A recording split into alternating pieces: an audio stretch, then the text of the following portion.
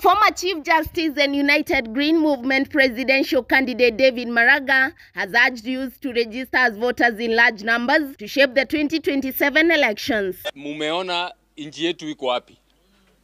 Mumeona vile mambo inaendeshwa nchi yetu. Vile ufisadi inaendeshwa nchi yetu.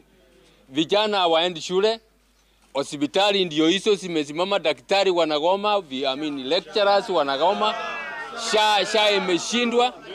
Sasa mambo imeharibika. Na sio kwa sababu hakuna pesa ya kufanya hiyo. Ni kwa sababu pesa imeibiwa na imechukuliwa pahali ingine badala ya kupelekwa huko. Kitu nataka kuhakikishia ni kwamba mkinipatia nafasi tutarekebisha hayo mambo. Pesa itatumika kulingana na vile inatakikana kutumika. Speaking during the opening of the United Green Movement Party's Mombasa County office in Kisauni, Maraga urged IEBC to conduct a door-to-door voter registration drive to reach more eligible voters, particularly in remote and marginalized areas.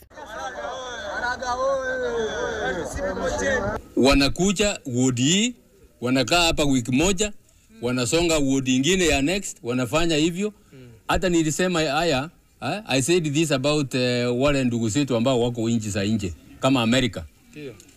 Tulisema ati badala ya kusema tu wale ambao wako Amerika waende only to Washington na California na iko city ingine, iwe ni wajibu wa IEBC to go to all the cities in the US, for example. As Kenya gears up for the 2027 elections, former Chief Justice David Maraga is banking on his reputation for principle and his appeal to young voters. Reporting for Hot XK, I'm Maggie Ndumia.